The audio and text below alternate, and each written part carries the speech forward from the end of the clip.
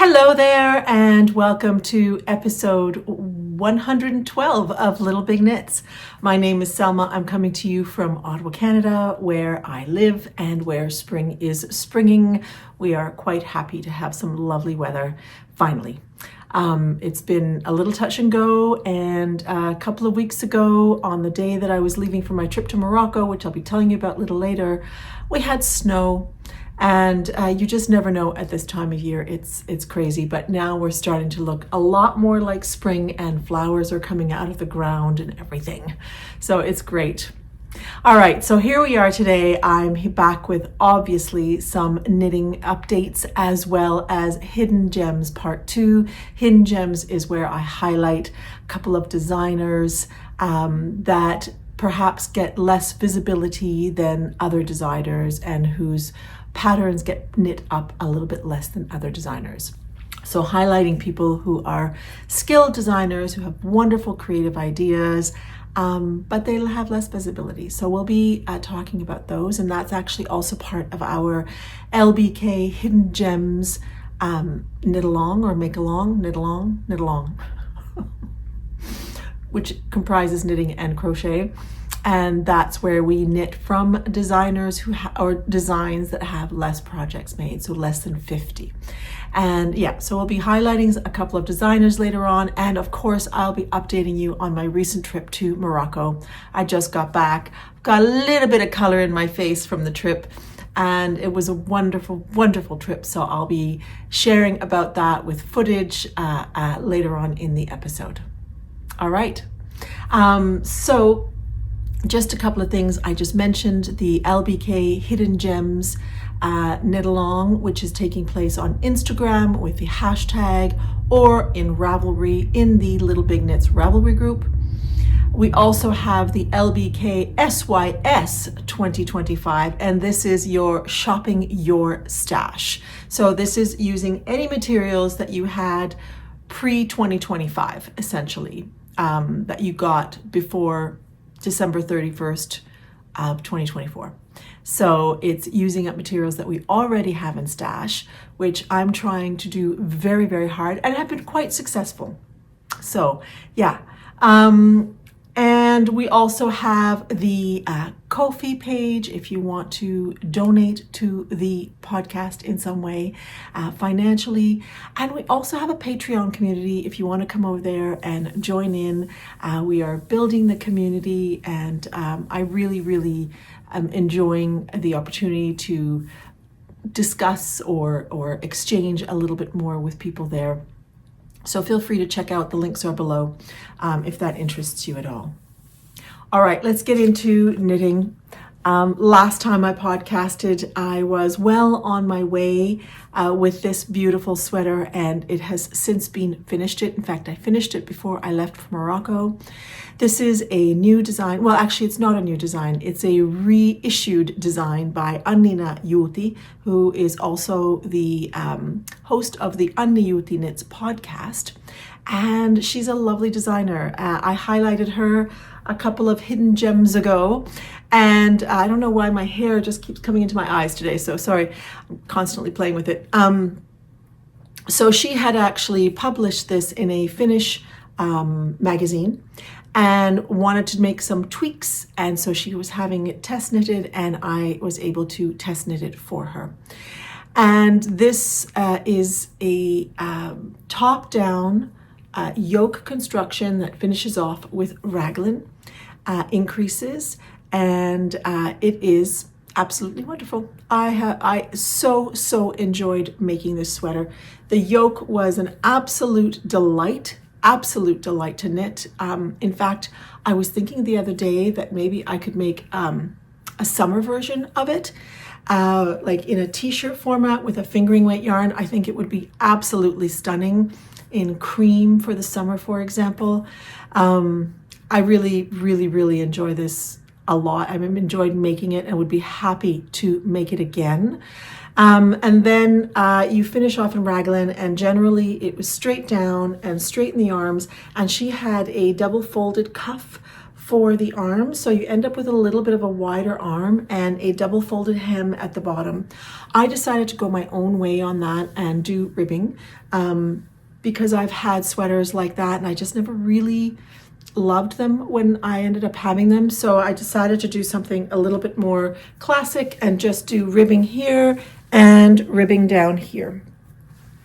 I think I might have made the sweater a little bit on the long side, but I'm gonna, now that I can actually wear it, and I think we have the perfect weather for this. This is a light fingering sweater, and I made it in a wool alpaca blend by, oh my goodness, what was it now? Yarn Citizen. It's their Harmony fingering, and it's a 50-50 alpaca merino blend. And it's lovely. I really love it. I bought it at the Yarnery in Albuquerque. And when I was there last year, it's a good price point as well, compared to a lot of other yarns these days. So it was a lovely, lovely yarn to work with, and actually was great once I got into the stockinette portions because I just really enjoyed the yarns. And even though it was just going around and around and around, I liked working with the yarn itself. So that was really great. But yeah, then you've got lots and lots of stockinette that goes on after. I also added a tiny little bit of A-line shaping to mine because it was, you know, it's got a little bit of ease here, but not a huge amount. And I didn't want to emphasize my belly a little bit. So I just made, it's very subtle, very, very subtle. I also did decreases on the arms every 10 rows. And Nina has the option of bust shaping. And so I tried that. And I think it actually had a really great effect of just making the sweater sit more evenly on the torso. So I was glad to incorporate that into this knit. I'd never done bust shaping on a construction like this. So I was like, let's see how this looks. And it looks great. So overall, I have to say this for me was a 10 out of 10. I so enjoyed it. It's got a more narrow neckline than I'm used to, but I think that it actually sort of adds to almost a retro look about the top of this sweater for some reason, I think with a closer neckline. But I think it's going to be really nice. I think often I end up with sweaters where the neckline is a little bit more open than I would like, which you can easily fix by putting elastic through and stuff like that. And I think that this will be really lovely for the cool days, but yet not too warm because it's a light yarn. So anyway, a successful design. Absolutely love it. Congratulations to Nina on this. Really, really beautiful. Nina is having, you know, an introductory discount, but I do think it ends and will probably be finished by the time this podcast actually airs. But really, really beautiful. It took me exactly 3 skeins of the Harmony fingering, which I think has about 400 yards. And there was a tiny little nugget left. I did have a 4th skein, so I thought, you know, if I need to, I'll break into that, but I really was hoping that I didn't need to. And that is considering that I made sort of bracelet length sleeves, and I did make the body a little bit longer, sort of a little bit more of a traditional length. As I said, I might go back and shorten it. I'm going to wait and see how it feels to wear it. Right now, I'm kind of enjoying the length, to be honest. I think it makes it an easy thing to wear with jeans or with a straight skirt even. And yeah, I really like it. So thinking about a summer version. Let's see if it happens. But really beautiful. Finished object number 1. Finished object number 2 is this pair of socks. I'll just put a picture here. They were almost finished, I think, last time. They were for my friend Judy, and she has since received them and was thrilled to receive a new pair of socks because she loves my hand knitted socks, and was complaining that she's needing to darn the others that she has because I think she wears them a lot. So I'm going to see if I can get her a few more pairs, but she's going to need to learn how to darn because I won't be darning them. I hate darning, and I have a bag of my own socks and 1 pair of my husband's socks that require darning, and it's just not happening. So yeah, anyway, I finished those socks. Really fun yarn that I do not remember what it was called. My friend Sue had given it and she had gotten it from Norway. I have mentioned it in other podcast episodes, but now I don't remember what it is. If I can remember, I'll put it down here. So anyway, I'm glad to have those off the needle and being able to give them to my friend. So there you go. That was my finished object number 2. Let's move on to whips. And last time I showed you my Siri cardigan in this fabulous, what is that color called? It's just so beautiful. I've not knit a stitch on this, so I won't be talking more about that one. I showed that one to you last time. Last time I was about to be leaving for a trip, or soon to be leaving for a trip, and I was kind of trying to figure out what I was going to knit on the trip. And that is what I have been working on primarily since the last time. I finished the sweater, finished the socks for my friend, and I have 3 balls of this beautiful yarn. I mean, look at that. Isn't that gorgeous?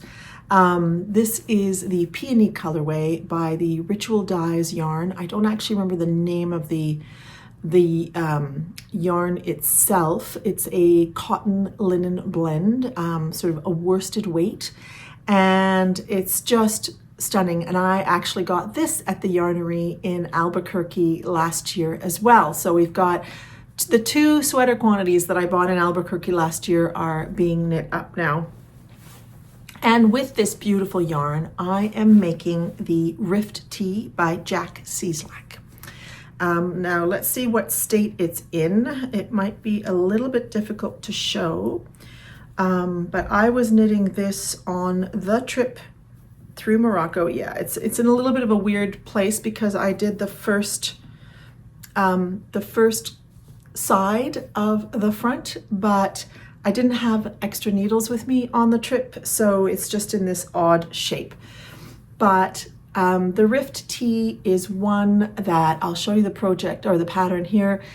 I made this years ago, but I think I made it with a cotton wool blend by Retrosario Pomar. Is it the Mungo? And I really didn't like it. It was a rather rough yarn and I didn't love the yellowness of it in my particular version. So I ended up giving it away. And I've since wanted to knit it again. So I finally found the yarn for it. I was pretty sure when I got this yarn last year at the yarnery that that's what I was going to make with it.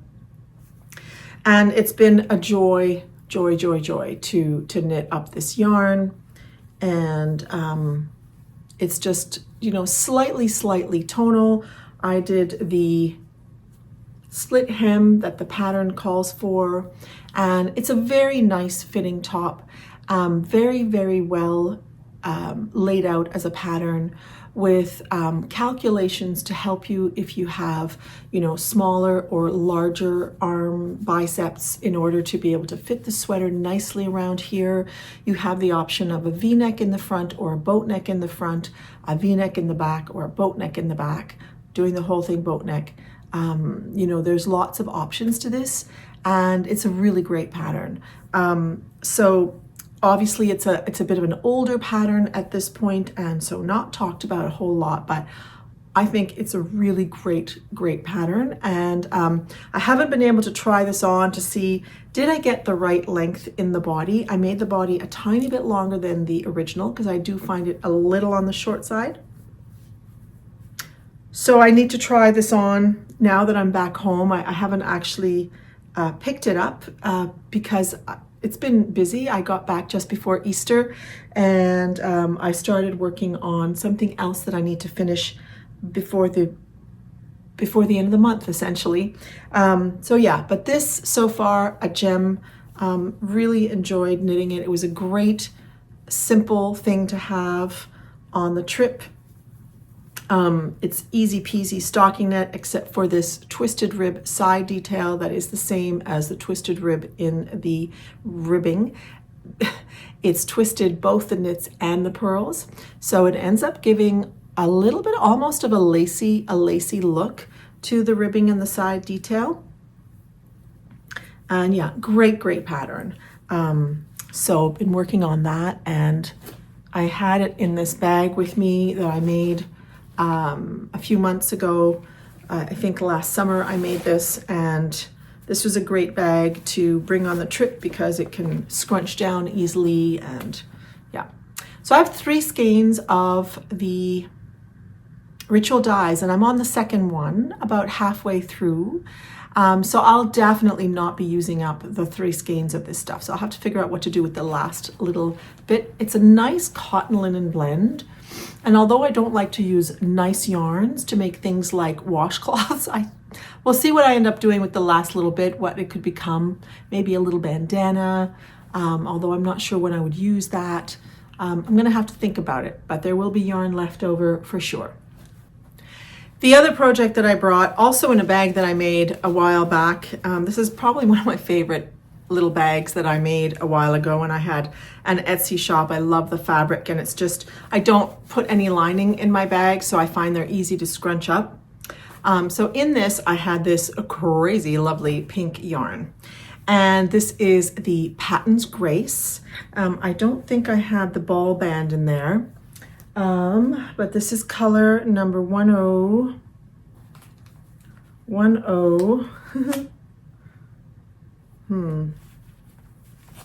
It's not clear what color it is, I'm afraid, but it's this bright pink, really bright pink.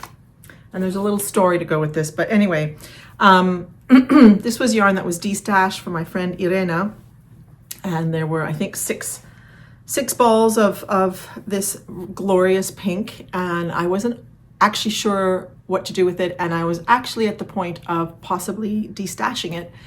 And then my friend who I made the socks for, and whose daughter I made the wedding socks for last year, they are expecting. So I realized I'm gonna need to make a baby something.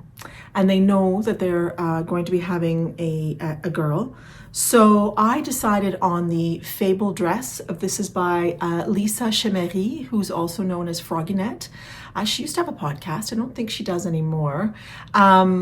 And it's just a really sweet little dress. It is a bottom-up dress, and it starts with some seed stitch, and I'm knitting up. I am a little concerned that this is going to be a bigger. I think my gauge is slightly off, although I'm knitting the smallest size.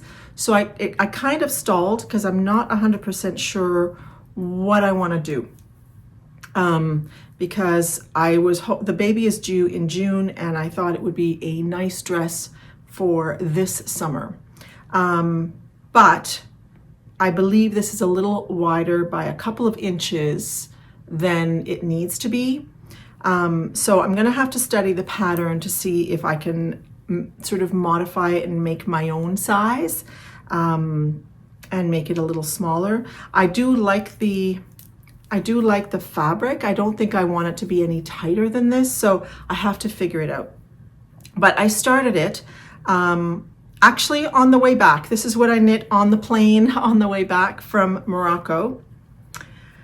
And I got almost to the end of the ball, and then I thought, okay, I'm not sure this is the right size, and let me wait and see, because before I left, I could not locate the yarn. I could not find it anywhere. And I actually went out and bought another yarn, because I thought, if I can't find the yarn, then I'm gonna start a new version, a different color. I bought the yarn, I got home, and then I found the yarn. And I had looked for this yarn all over the place, and it was, under my nose, essentially. Kind of like when you're looking for your glasses and you're wearing them, it was essentially that. So now I have this other quantity of yarn, and I kind of think my friend might actually prefer this to this. So I might actually just start it again in this. I'm gonna have to do a wee bit of a swatch and see what happens with it. This is called a DK, and Patons Kroy is a kind of sport weight, but they look incredibly similar to me. And they have the same yardage in them. So I think I'll get the same gauge with this one. So let's see where I go. But the baby shower is in mid to late May. So I definitely want to make sure that the dress is ready by then. So that's going to be a little bit of an obligation knit, and I'm enjoying it actually. It's kind of cute, and I'm looking forward to seeing how the dress is made up here. I haven't really read through the pattern per se, and then we'll take it from there. The last work in progress that I have is this pair of socks that I am making for my husband. It didn't start out that it was going to be for my husband, but it is ending up that way. I started this to make a pair of socks for a colleague at work. You may recall that I was making socks for everybody on the team. But I started being a little bit nervous about how this yarn was coming out. Patons Kroy. And it ended up being a far more subtle sort of variegation than I was expecting, especially considering that the outside of the ball had this dark and light. I was expecting a little bit more shorter strips of color change. So I stopped and I ended up knitting the person a different pair of socks. So I decided to make this for my husband. Now, it was started for a smaller foot, but he has very slender legs. So I decided to just keep this. And then I did less decreases on the gusset after making the heel. And I actually did a couple of increases on the top of the foot to have a larger foot. And I think these are going to fit him really well, actually. So I'm going to keep that in mind for any future socks that I might make for him. And I'm just about at the toe. I have to measure it against another pair of socks, but his birthday is coming up. So I'm hoping to make both pairs or both socks by his birthday. So this is another obligation knit. So I'm hoping to have these finished by the end of the month. And then the dress will have to be finished a little bit later on. And this is being held in a lovely bag that my friend Mel of Mel Makes Stuff, another lovely podcast, she made for me a couple of years ago. And I really enjoy this bag a lot. So those are what I'm working on at the moment. After I finish the Rift Tee, I think we'll be definitely into May. And I am considering my next make, which will be very likely the Voyage cardigan, which I'll put a picture of up here. This is a lovely cardigan that I have been looking at for years. I had gotten this beautiful yarn. This is the Gailsk Summer. It is a sport weight yarn, and the pattern calls for a DK yarn. And I believe, if I remember correctly right off the top of my head, it's a 22 stitch gauge. So I'm going to have to see if this will work. If it will work with this. Because I really, really want a white cardigan, and I really want a cardigan out of this. And I really do like that cardigan. It's an older design, I think maybe 2019, something like that, 2018. And I've liked it ever since. I bought it. I want to make it. Let's see if this is the right yarn for it. If not, I'll need to make a decision about whether I buy yarn to make that, or I make a different cardigan for now. But I really have settled on that one, so we'll see what happens. But I have to start swatching. I mean, I have swatched, but I have to really look into it and see how it could work. But that, I think, is going to be my next plan in terms of summer knit. Another next plan, once I finish my husband's socks, I will have made, I don't know how many pairs, 2, 4, 7 pairs of socks for other people. And I thought maybe it's time to make myself a pair of socks.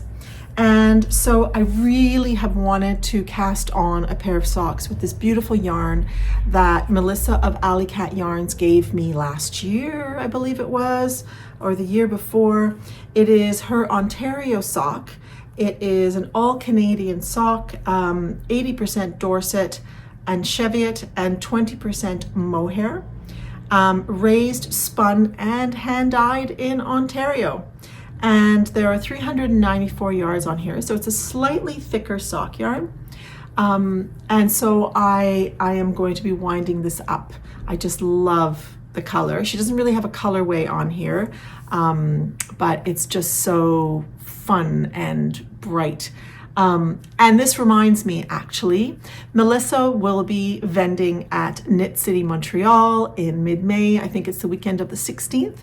And I will be in her booth for the weekend with her. So if you are going to Knit City Montreal, please stop by the booth and say hello. I would love, love, love to meet you. And I hope to be there both days, all day. You know, there might be moments that I'm stepping out of the booth, but I should be there most of the time. So yeah, that's exciting. I'm looking forward to going to Montreal to Knit City and spending time with Melissa in the booth and saying hello to you. So if you come by. So yeah, so I'm going to be casting this on. I also thought, you know, it's about time I cast this on because maybe I can be knitting on this while I'm in the booth when we have a moment, if that ever happens. Let's see. So that is going to be a next cast on as well. Just briefly in terms of acquisitions, I did not intend to now have extra yarn. I had really hoped that I would use this up, but now I have bought this because I kind of panicked. So I think I'm probably going to knit the dress in this. I'm going to start over and I will keep this as a sweater quantity. I had thought about making a mesh top out of this, and that might still end up happening because I think it is a really fun color and it would be really fun for the summer with, you know, with a camisole, a mesh top with a camisole underneath and a jean skirt, for example. It could be pretty cute. So this will probably become the dress. So I don't count it as stash if it goes right into a project. I did buy 3 skeins of, or 3, no, what are these, balls of yarn of this Katia Lino, because I actually believe, I'm starting to doubt because I just assumed it was the same color, but I believe I have 2 balls of this already. And I thought, okay, well, I'm going to get 3 more so that I can actually make something with it because it's a really beautiful yarn. Now I'm going to have to go check if it actually is the same yarn. I clearly had an impulsive moment yesterday.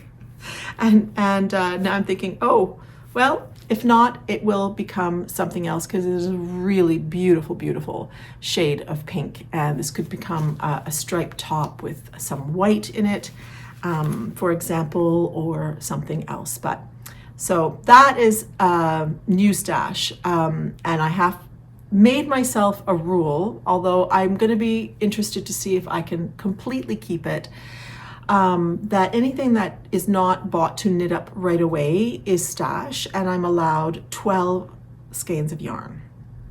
So there's 3, which means I have how many left? 9. Let's see if I can manage that this year.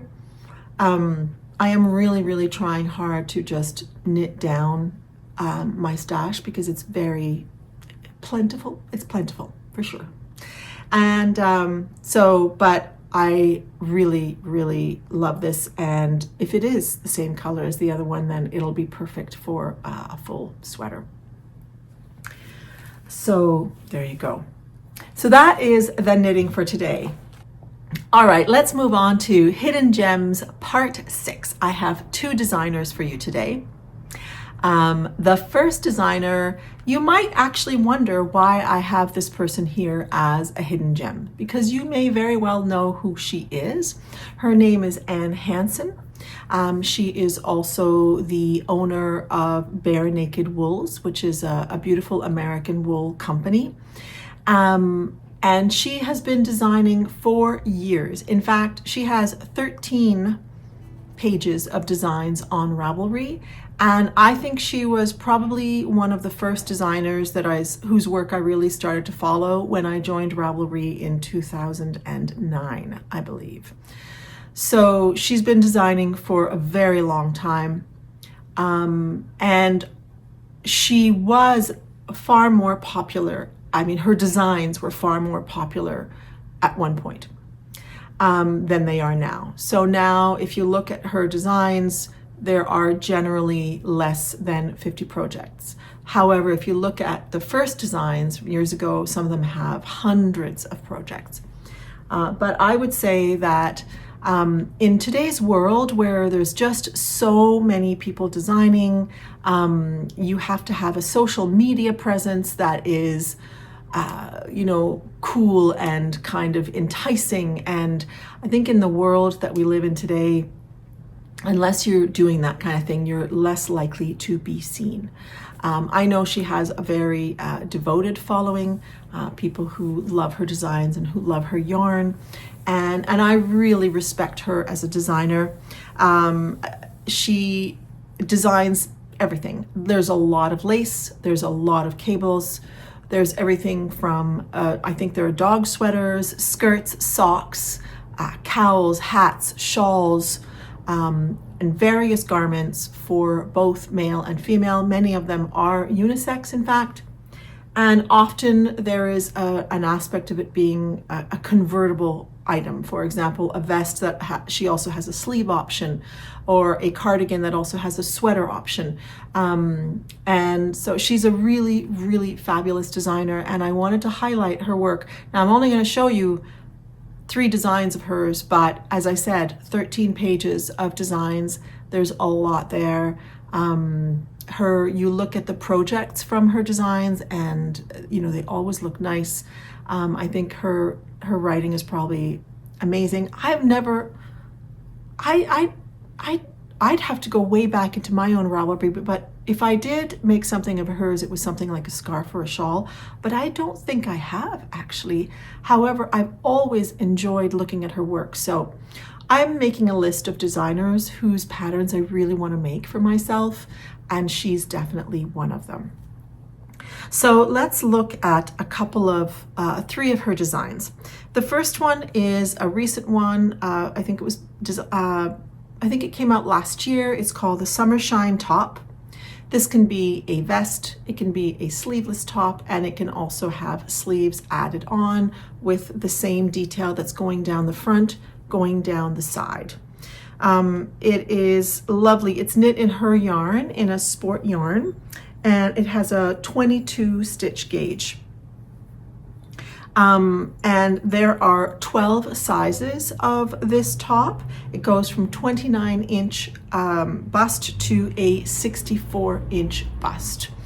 And it's just so beautiful. I love it as a top, and I do love it also as the vest that it is. I'm not sure I would make this with the sleeves myself, but it looks lovely with the sleeves as well.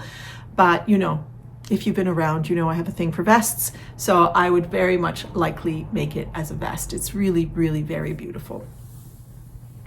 The next one that I wanted to bring up is the Naughty Pine. This is also, I think this came out in 2023, a beautiful cable and textured stitch cardigan. It comes as a V-neck cardigan. However, it can also be converted into a sweater. She has that as an option as well. And I think she also has the option of V-neck versus round neck. And this is very much a unisex pattern. And I think there was one where there's a male figure with a body with the crew neck as a sweater, and it looks fabulous. This is actually 12.5 stitch gauge on 6mm or US 10. So although it uses worsted weight yarn, it's clearly a very lofty worsted weight yarn. And yeah, it's just gorgeous. It comes in 8 sizes from 37-inch bust to 72 inches. The last one of hers that I will highlight today, but it was difficult to choose because she has so many patterns and so many beautiful patterns. But this one is a gorgeous triangular lace shawl called the Highland Shawl. It is made out of a light fingering, as shawls often are, and there are 2 sizes, and it's just a beautiful classic lacy shawl, very feminine, very, very pretty. So please do check her page out if you have not been following her. But she was somebody that I think deserves highlighting because her work is fabulous. The next designer that I want to highlight is Antonio from Granada in Spain, and he goes by Beagle Knits. And Antonio has, I think, 2 pages of designs, or kind of like 1.5 pages of designs. And his knits are often themed, the theme is often related to Spain in some way. The first one, however, is not necessarily one of those. I didn't actually read what the caption said about this sweater, but this is the ginger sweater. And I just thought, I think this was actually one of the first patterns.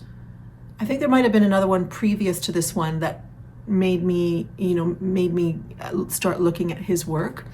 The ginger sweater is a lovely DK weight saddle shoulder sweater, and it's got a lovely detail up down the saddle and the sleeve, and it's made out of felted tweed, DK yarn from Rowan felted tweed. So of course it just has such a beautiful texture to it, and it comes in 6 sizes. The second one is a very feminine top called the Maria Luisa top. And this is a fingering weight kind of summer tee with the beautiful lace at the top and a little buttonhole detail, and then this frilliness that we put around here. And it is made out of fingering weight yarn. It's one of the projects I think the person had made it out of Knitting for Olive pure silk, and it looks lovely.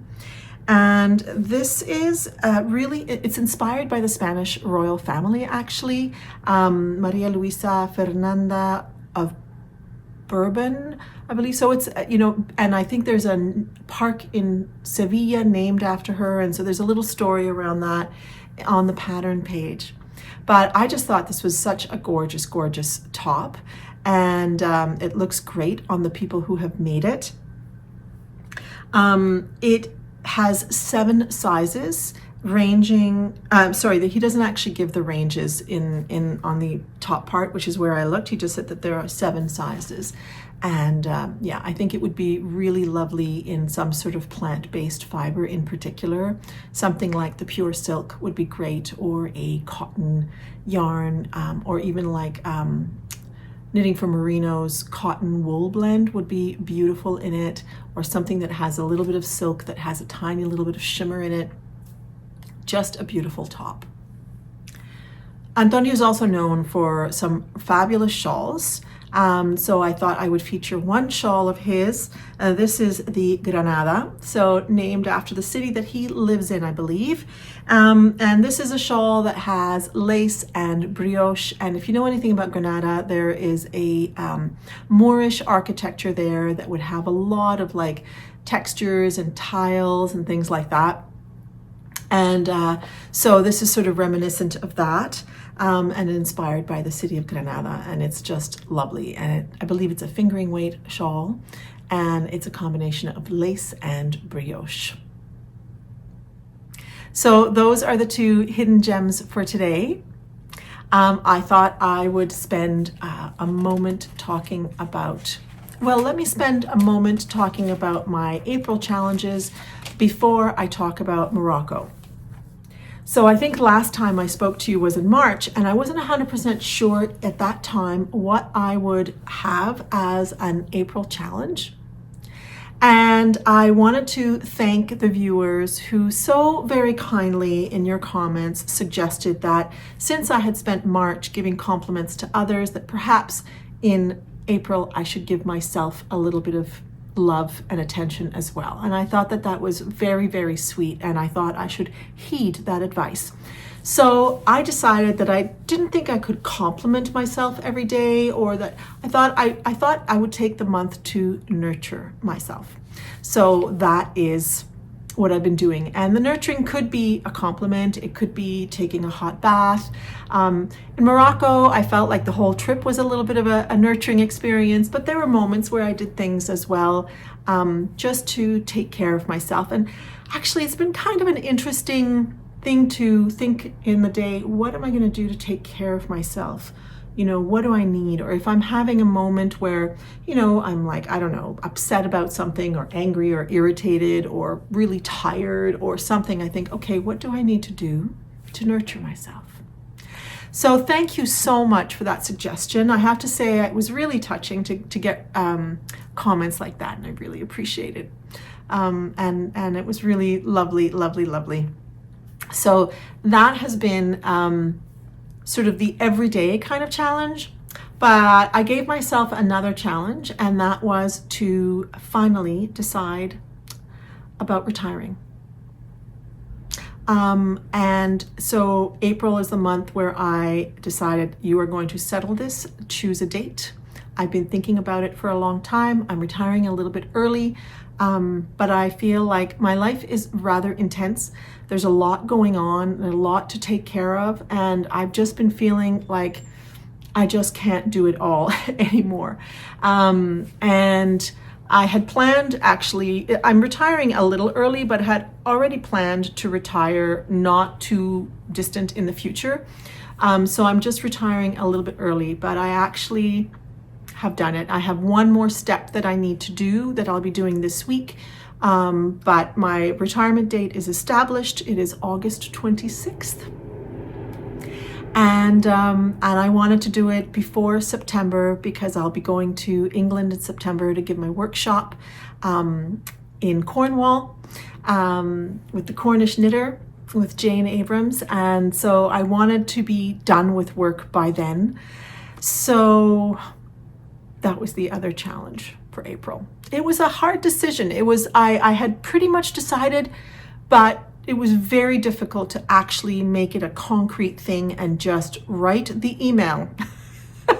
So I gave myself that challenge. And now, as I said, I have one more step that I need to fulfill. That's something related to, finances with regards to it. And so those two things will be done in April. One challenge that I'll be doing in May is I'm going to repeat my February challenge, which was to wear a different knit every day. Because in February, I started thinking, do I have enough summer knits to fit a month? And I was going through my Ravelry page and I thought, let's make this a challenge. And May is a good month for two reasons. First, it's the Me Made May. So it's a month to highlight things that you've made. But I thought it's also a month where the weather can be a little cooler, it can be hot. It's sort of a bit of a mixture. So I thought it would be a great month to also see if I can fill it with some of those in-between transitional pieces as well as summer knits. So it's going to be a challenge because I really don't know how it's going to go. Winter, it's more consistently cold. In May, you never know what's going to happen. It doesn't usually snow and it doesn't usually get to zero, but it can get close to that, and we can still get ground frost in May. So that is definitely going to be one of my challenges for May, and we'll see if I get a second one. But I really enjoyed that challenge in February, so I'm going to repeat it in May and maybe put up another reel again because that was really fun to do. All right, let's start talking about Morocco. What a beautiful place. Oh my gosh. I so enjoyed that trip. I think it was just what I needed. It felt like it just was an absolutely wonderful gift to be able to go and enjoy something completely different, a different kind of place. And I went with 3 friends and we had a really good time together. We traveled well together. One of them is an old friend of mine. We've traveled a lot together, so I knew that was going to be easy, but the other 2 people we hadn't traveled with before, and we had a great time. We spent the first 4 days in Marrakesh. Our plane arrived late because we had to get bumped from Paris to Marrakesh to a later flight because our flight from Ottawa was delayed. So we arrived there in the late afternoon as opposed to arriving in the morning, which was too bad. But that's okay. We arrived at our riad, and a riad, I don't actually 100% know how it translates, but it can be a hotel, it can be a house, but I think essentially it's a house that has a courtyard. I'm going to look it up, and if I'm wrong, I'll say something about that. But we had rented this riad, which had 4 bedrooms and a little pool, a cold pool in the center, and a rooftop terrace, and beautiful people who were there to serve us breakfast and just clean things, and they were such lovely, obliging, wonderful people. I miss them already. They kind of got into my heart. And we just enjoyed being at that riad. It was really, really lovely. And on the days that we were in Marrakesh, the first evening we just relaxed and took it easy. We didn't go anywhere and got used to just being there and jet lag and all that stuff. And then the next day we wandered the city and the souk, which is the markets that are just amazing. And I'll show you footage of that at the end. We also went to a wool shop. Now, I think they call it the wool market. And you'll see some footage of that at the end as well. It was not a wool shop in the sense of what we would consider. It was really primarily focused on carpet making, which is a huge industry in Morocco. And so most of the yarn was kind of a thick, rough yarn. Not something I personally would want to knit with. And they also had raffia, which can be used to make different things. Can be used for, they have these traditional shoes that they use it for, and people can use it for other things. Carpets can be made out of wool. They can also be made out of cactus fiber, I believe they said, as well as camel wool. But it was just really interesting to go there, and that was really neat. And just walking around was great. Such chaos and inspiration, colors everywhere, just beautiful. Also, oddly calm. It was really interesting, the vibe that I was not expecting somehow amid the chaos. It was quite calm and just really, really, really nice. Some of the sellers could be a tiny little bit aggressive, but I never encountered anything that was, too much. Yeah, it was just really, really glorious. We also went to a hammam one day, which is a public bath. Now, there are hammams that are kind of more geared towards tourists, and they're a little bit more polished, but we wanted to go to a neighborhood hammam. So we asked the people in the house if they could, tell us where to go. And we were actually accompanied by somebody who took us to the public bath. And that was a fabulous experience. They are separated, of course, by female and male, because you are generally pretty much naked there. Most people are wearing their underwear but are otherwise naked, and they are either scrubbing themselves or they are being scrubbed by somebody and just sloughing off the dead skin. And it was incredible. Actually, my skin has felt so different since then. And they used a special glove, which I got afterwards. And they also used this black soap, which is an olive-based soap. And it doesn't lather in the way that you expect soap to lather, but because of the olives in it and olive oil, it is very, very hydrating.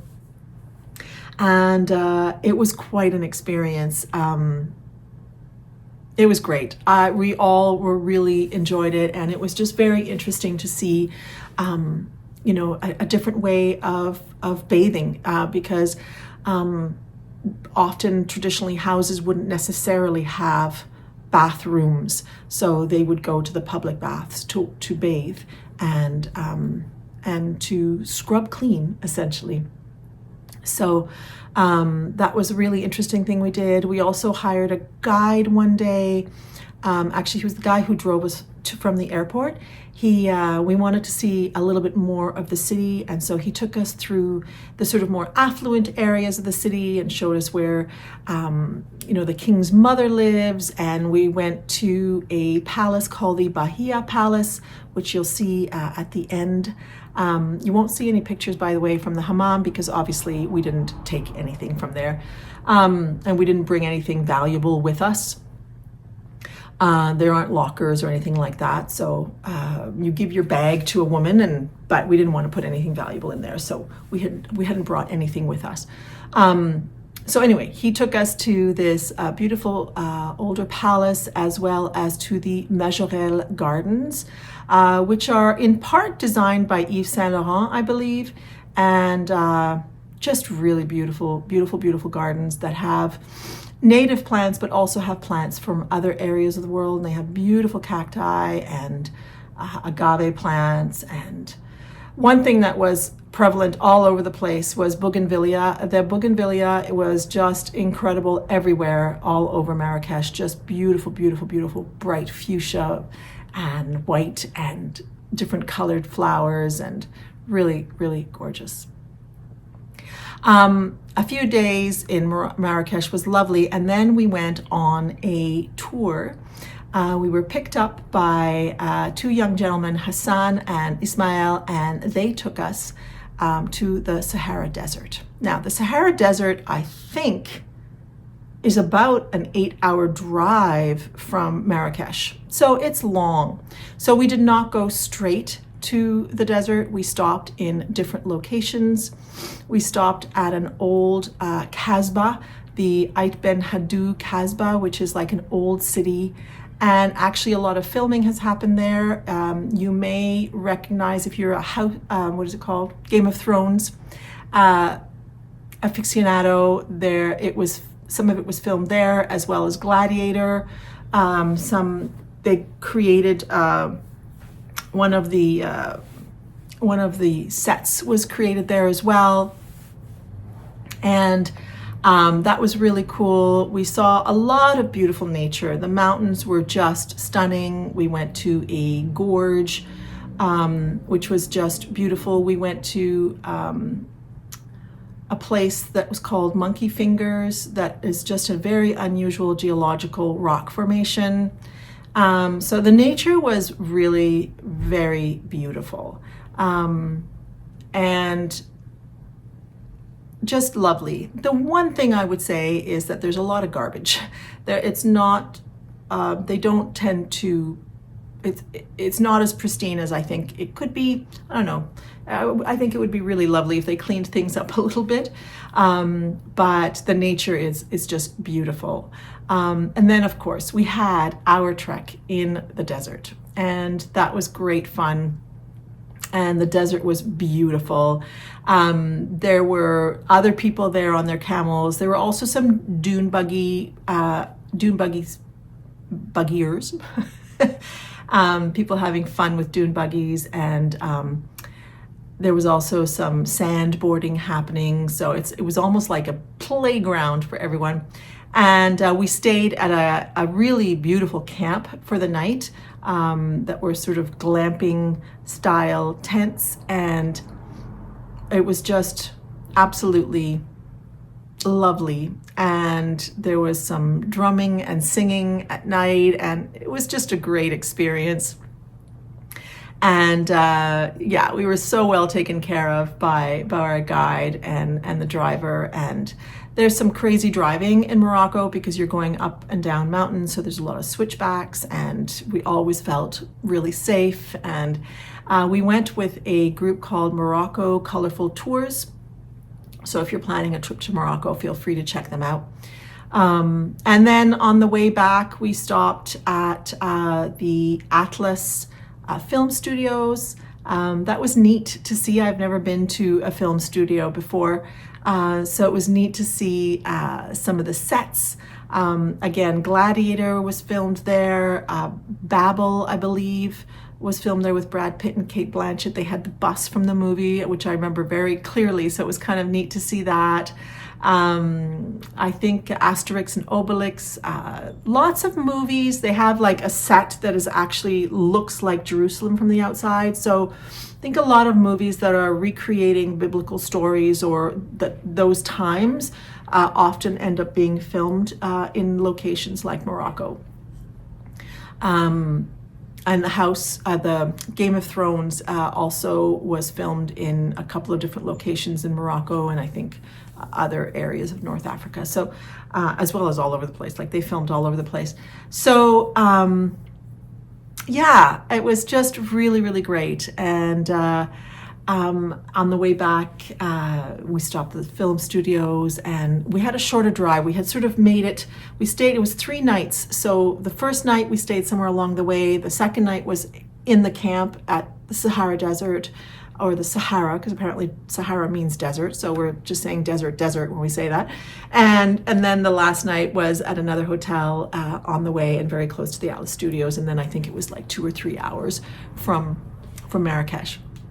And then we had our last night in Marrakesh. We stayed at a different riad in a slightly different area of the city, which was kind of nice to see, because you end up walking around the same place all the time when you live in a particular area. So it was nice to see another part of the old part of Marrakesh. And then we left. And I was sad to leave. I was like, I could have stayed one more day. And just explored Marrakesh a little bit more. There are a couple of little things that I wanted to see there. There's a very fancy hotel where Churchill stayed called the Mamounia, I think, that I thought would be kind of neat to go and have a cocktail there or something like that. And there were a couple of other things I would have liked to see, but I thought, next time. So we'll see if I do get to Morocco again, but I have to say that I really enjoyed the country a lot. Visually, so much inspiration. The people were really kind. As I said, the people in the riad, our guides, people we met along the way, people were just very obliging and kind, and we had a lovely, lovely, lovely time.